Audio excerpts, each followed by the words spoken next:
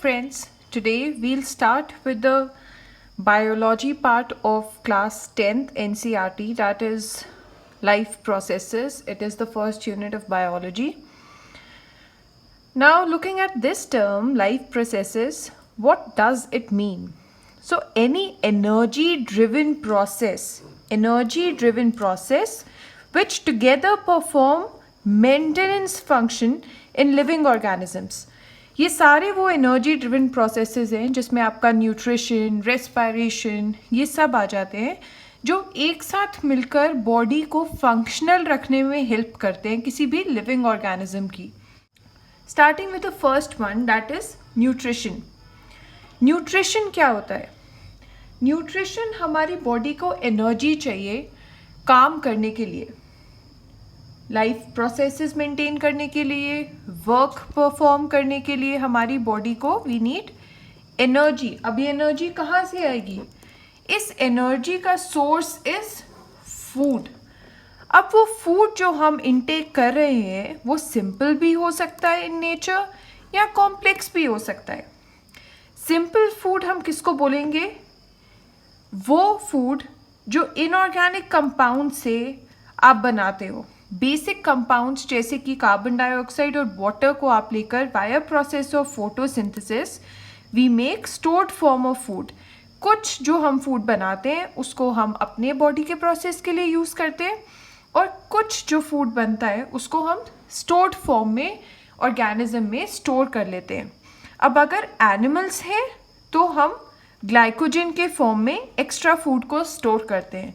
And if plants की बात हो रही है तो हम स्टार्च के फॉर्म में एक्स्ट्रा फूड को स्टोर करते हैं. ऐसे टाइप का न्यूट्रिशन जिसमें आप इनऑर्गेनिक कंपाउंड्स को यूज़ कर आप ये कॉम्प्लेक्स कंपाउंड्स बना रहे हो, इस टाइप के न्यूट्रिशन को हम ऑटोट्रॉफिक न्यूट्रिशन बोलते हैं. ऑटो मतलब सेल्फ, तो ये आप खुद बना रहे हो via process of photosynthesis.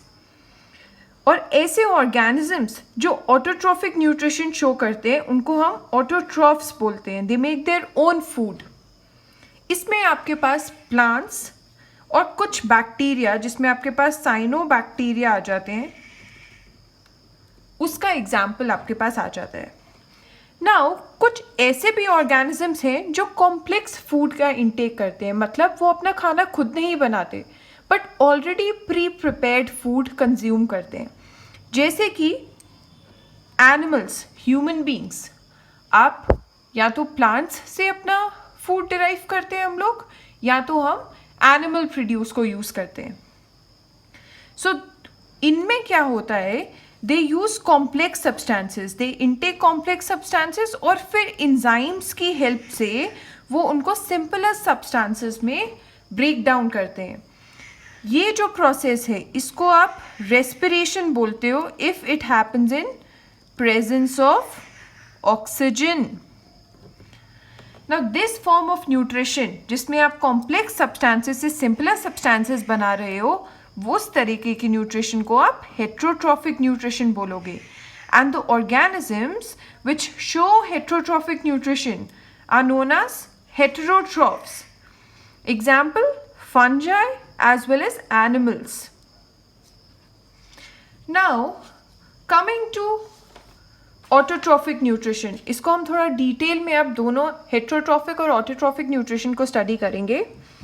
In autotrophic nutrition, what do we see? In order to obtain energy, we use inorganic substances to produce complex substances. और इनऑर्गेनिक सब्सटेंसेस में आप बेसिकली प्लांट्स क्या यूटिलाइज करते हैं?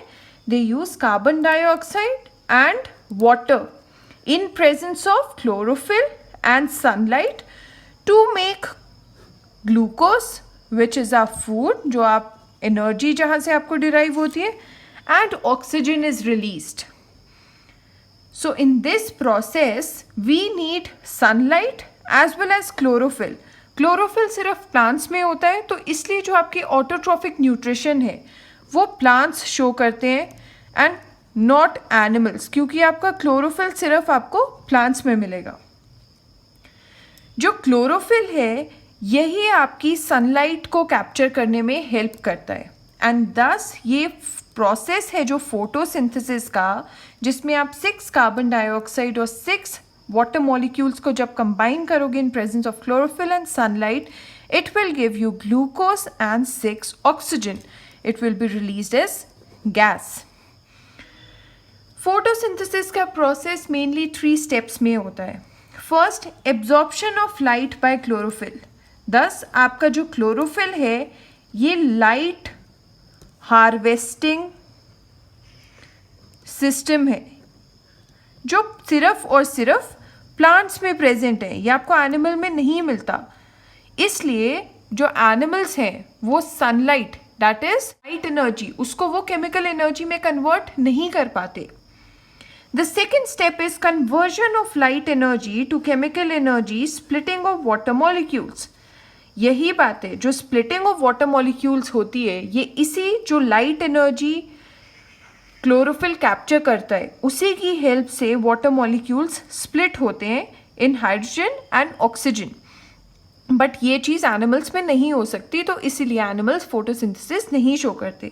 And the last step is reduction of carbon dioxide. जो carbon dioxide आपका दूसरा component था उसको वो रिड्यूस करते हैं to carbohydrates. Carbohydrates are your energy source. तो ये आपका कॉम्प्लेक्स फॉर्म अल्टीमेटली आपने किससे बना लिया? कार्बन डाइऑक्साइड एंड वाटर से. ये हमने पहले भी पढ़ा था कि एक्स्ट्रा एनर्जी जो है, जितना भी प्लांट को अपने प्रोसेसेस के लिए वो यूटिलाइज कर लेगा, जो एक्स्ट्रा एनर्जी वो प्रोड्यूस करेगा उसको वो इन फॉर्म ऑफ स्टार्च अपने अंदर स्टोर करके रख लेगा.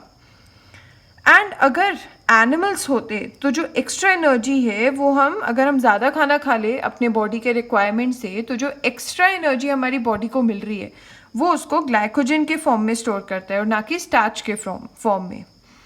Now if you look at this diagram, तो आप यहाँ देख सकते हैं कि मैंने एक लीफ का क्रॉस सेक्शनल पार्ट लिया है कि अगर मैं इतना सा लीफ का पार्ट मैग्नीफाई करके देखूँ तो मुझे क्या इंटरनल स्ट्रक्चर दिखेगा. I will observe a vaccine cuticle. Vaccine cuticle it is a thick Vaseline like consistency होती है इसकी, और ये कवरिंग का हेल्प करता है जिससे जो वाटर लॉस है प्लांट के सरफेस से या लीफ के सरफेस से जो वाटर लॉस है वो डिक्रीज हो जाएगा. Then we have a single layer of upper epidermis. एक single layer of cells present होते हैं जो आपका फर्स्ट लेयर बनाते हैं लीफ के सरफेस का.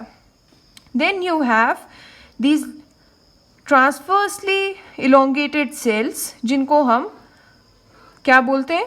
We call these as mesophyll cells. ये जो सेल्स हैं ये आपके इनमें आपका ये जो लाइट हार्वेस्टिंग क्लोरोफिल है ये आपका इसमें प्रेजेंट होता है. ये जो आप ग्रीन ऑर्गेनेली देख रहे हो इसको हम क्लोरोप्लास्ट बोलते हैं. क्लोरोप्लास्ट में ही आपका क्लोरोफिल प्रेजेंट होता है जो आपके लाइट को कैप्चर करता है, and this that light energy is converted into your chemical energy. Then we have a layer of lower epidermis जिसमें हमें जगह जगह थोड़े थोड़े इंटरवल्स के बाद स्टोमाटा भी देखने को मिलता है. Now the question arises, how do plants absorb this carbon dioxide? Plant के अंदर या लीफ के अंदर ये कार्बन डाइऑक्साइड कैसे डिफ्यूज हो जाती है?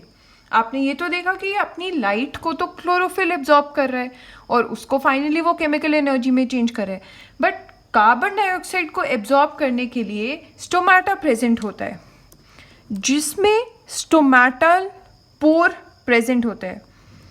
स्टोमाटा में वी हैव अ स्टोमाटल पोर. इस पोर के थ्रू जो आपकी कार्बन डाइऑक्साइड और दूसरी गैसेस हैं जो प्लांट के लिए इम्पॉर्टेंट है वो प्लांट के अंदर जाती है. इन्हीं पोर से हमें वाटर लॉस भी देखने को मिलता है जिसको आप ट्रांसपिरेशन बोलते हो. दस जब बहुत ज़्यादा वाटर लॉस हो रहा होता है या प्लांट के पास या उसकी सराउंडिंग्स में पानी कम होता है, या जब प्लांट को वाटर लॉस नहीं करवाना होता है and it has to save its water, तो वो अपना स्टोमाटा जो है वो क्लोज कर देगी. ये आप इस डायग्राम में देख सकते हैं कि ये सेंट्रल एक पोर बना हुआ है. यहाँ से ही आपकी गैसेस अंदर की तरफ आपके लीफ में जाएंगी, आपका लीफ गैसेस अपने अंदर ले लेगा. ये जो दो किडनी शेप्ड सेल्स प्रेजेंट हैं स्टोमेटल पोर के अराउंड, इनको हम क्या बोलते हैं? Guard cells. These are kidney shaped cells. जब गार्ड सेल्स में वाटर एब्जॉर्ब करते हैं, ये जब इनमें वाटर कंटेंट बढ़ जाएगा, water content will increase, they will swell up and ultimately they will open and they will absorb gases. और जब they will lose water loss होगा जब, they will shrink and the pore will close and there will be no gaseous exchange. कोई भी gas surrounding से plant के अंदर नहीं जाएगी. तो ये क्लोज कंडीशन है. यहाँ आप देख रहे हो पोर क्लोज हो गया है, कोई भी सेंट्रल ओपनिंग नहीं है. ये इसलिए है कि गार्ड सेल्स में जो वाटर कंटेंट था वो डिक्रीज हो गया है, जिसकी वजह से गार्ड सेल्स श्रिंक कर गए. सो ये आपका मैकेनिज्म था कि कार्बन डाइऑक्साइड प्लांट के अंदर कैसे ली जाती है. Next type of nutrition that is heterotrophic nutrition. Heterotrophic nutrition क्या होता है? They depend on others for their source of food because they can not make their own food, क्योंकि उनके पास तो क्लोरोफिल ही नहीं है, तो वो अपना खुद का खाना कैसे बनाएंगे? दस दे डिपेंड ऑन अदर्स. अब डिफरेंट टाइप के हेटेरोट्रॉफिक न्यूट्रिशन शो करने वाले ऑर्गेनिजम्स हैं हमारे पास, लाइक हर्बीवोर्स. हर्बीवोर्स क्या होते हैं? जो डायरेक्टली प्लांट्स से अपना खाना ऑब्टेन कर लेते हैं. इसमें हमारे पास एग्जाम्पल आएगा जेब्रा, जिराफ, जो सिर्फ प्लांट्स खाते हैं, तो डायरेक्टली ये हर्बीवोर्स से अपना खाना ले लेते हैं.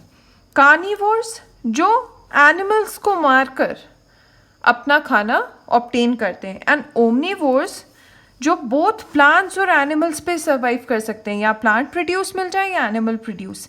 कार्निवोर्स में आपके पास लायन, देन वल्चर, ये सब एग्जाम्पल आ जाएंगे. और इसमें आपके पास सबसे बड़ा एग्जाम्पल तो ह्यूमंस का ही आ जाएगा ओमनीवोर्स में. Then you have rat, you have crow, ये आपके सारे ओमनीवोर्स आ गए. एक और टाइप का न्यूट्रिशन होता है दैट इज पैरासिटिक न्यूट्रिशन. इस न्यूट्रिशन में क्या होता है कि एक ऑर्गेनिज्म जो बेनिफिट होता है उसको हम क्या बोलते हैं? पैरासाइट. और जो इस ऑर्गेनिज्म को हार्म पहुंचता है उसको हम क्या बोलेंगे? होस्ट. तो ये होस्ट पैरासाइट रिलेशनशिप है, एक को बेनिफिट होगा और एक को नुकसान होगा. Example Cuscuta. आपने देखा होगा कभी कभी एक पेड़ पे बहुत घनी सी एक बेल लिपटी रहती है जो पूरे पेड़ को सुखा देती है. उस टाइप के क्लाइंबर को हम क्या बोलते हैं? अमर बेल, या उसका नाम है कस्क्यूटा. ये कस्क्यूटा एक पैरासाइट है और ये जो प्लांट होता है जिस ट्री पे ये पूरी लिपटी रहती है वो इसका होस्ट है. और अल्टीमेटली धीरे धीरे ये सारा न्यूट्रिशन उस प्लांट से ले लेती है और खुद बड़ी होती जाती है, बट प्लांट मर जाता है ultimately. Now we look at the difference between autotrophs and heterotrophs. Now in autotrophs, mode of nutrition, producers हैं ये, they prepare their own food. हमें पता है ये by process of photosynthesis अपना खुद का खाना बनाते हैं, inorganic compounds को use करके complex compounds बनाते हैं. And if we look at heterotrophs, they are consumers in the food chain. They depend on other sources of foods. Either it can be plants or it can be animals, या animals को मार के अपना खाना बनाते हैं या plants से. Now presence of chloroplast. हमें पता है कि chloroplast is only present in autotrophs. Heterotrophs में we don't not see any chloroplast, thus वो अपना खाना नहीं बना सकते. Energy obtained from. एनर्जी कहाँ से ऑब्टेन करते हैं ये अपनी? They obtain the energy from inorganic sources जो है हमारे कार्बन डाइऑक्साइड और वाटर. एंड दस ये लाइट एनर्जी को केमिकल एनर्जी में कन्वर्ट करते हैं. Heterotrophs, they directly or indirectly obtain energy from other organisms. कैसे obtain करेंगे? By consuming them. Either it can be plants or it can be animals. Examples क्या आ गए आपके autotrophs के? Plants या some bacteria जिसमें आपके blue green algae आ जाते हैं. और heterotrophs में आपके पास animals और fungi का example आ गया. Now the question arises, how do plants obtain or how do animals obtain this nutrition? इनको ये न्यूट्रिशन मिलता कैसे है? प्लांट्स में तो हमने देख लिया कि कार्बन डाइऑक्साइड स्टोमेटा से एब्जॉर्ब हो रही है और जो वाटर रिक्वायर्ड है वो वाया रूट्स जा रहा है. बट अगर हम एनिमल्स की बात करें, जो हमारे सिंगल सेल्ड ऑर्गेनिज्म हैं उनमें हमें इतना कोई कॉम्प्लेक्स प्रोसेस देखने को नहीं मिलता. वो अपनी सरफेस को ही, आउटर सरफेस जो एक सेल की होती है, उसी को ही यूज़ करके जो उनके आसपास फूड अवेलेबल होता है उधर से ही डायरेक्टली एब्जॉर्ब कर लेते हैं. ये आपको अमीबा और पैरामीशियम में देखने को मिलेगा. Now we can see this in diagram. Amoeba में यू सी दी स्ट्रक्चर्स, ये अपेंडेजेस जो बनी हुई हैं, इनको हम सीडोपोडिया बोलते हैं. ये टेम्पररी स्ट्रक्चर्स हैं. These are temporary, they are not permanent. Temporary मतलब कि अभी इसकी ये शेप है, शायद थोड़ी देर के बाद आपको ये यहाँ से ऐसा दिखे, तो कोई परमानेंट स्ट्रक्चर नहीं है. और ये इनको सीडोपोडिया को मूवमेंट एंड फीडिंग के लिए यूज़ करते हैं. न्यूट्रिशन है जो अमीबा में, हमें फैगोसाइटोसिस का प्रोसेस देखने को मिलता है. इसमें क्या होता है कि cell surface is used to engulf particles. जैसे ये फूड पार्टिकल है इस अमीबा के पास, ये अपने सीडोपोडिया को एक्सटेंड करेगा और उसके आसपास, फूड पार्टिकल के आसपास एक कप लाइक स्ट्रक्चर फॉर्म करेगा. अल्टीमेटली ये उस कप के माउथ को क्लोज कर देगा. ये आप देख रहे हो यहाँ पे इट हैज़ क्लोज्ड. और ये अंदर एक वेसिकल बना देगा. एक कंपार्टमेंट में उस फूड पार्टिकल को एनक्लोज कर लेगा. इस कंपार्टमेंट को हम फैगोसिटिक वेसिकल बोलते हैं. इसके अंदर डिफरेंट डाइजेस्टिव इंजाइम्स प्रेजेंट होते हैं जो हेल्प करते हैं अमीबा को उस फूड पार्टिकल को डाइजेस्ट करने में. अल्टीमेटली जब वो फूड पार्टिकल पूरा डाइजेस्ट हो जाता है तो उसके आसपास उसको बाहर जो सिंपलर कंपाउंड्स बनते हैं उनको छोड़ दिया जाता है, जो अमीबा अपने प्रोसेसेस के लिए यूज़ कर सकता है. एंड अल्टीमेटली जो कंपोनेंट्स नहीं अमीबा को यूज़ करने, वो उनको एक्सक्रीट कर देगा. दस इस टाइप के न्यूट्रिशन को हम होलोजोइक न्यूट्रिशन बोलते हैं. होलोजोइक न्यूट्रिशन क्या होता है? दैट कंजप्शन ऑफ सॉलिड और liquid food materials by the organism. देख रहे हो अपने आप सॉलिड फूड मटेरियल आपके ऑर्गेनिज्म ने एब्जॉर्ब किया. और ये मेनली 4 स्टेप्स में होता है. फर्स्ट स्टेप क्या आ गया आपका? इंजेशन. यहाँ पे अमीबा ने सीडोपोडिया के हेल्प से इंजेस्ट किया फूड पार्टिकल को. Then it digested the food particle here. Digestion, the second step. The third being absorption. ये आप देख रहे हो, absorption हो गया.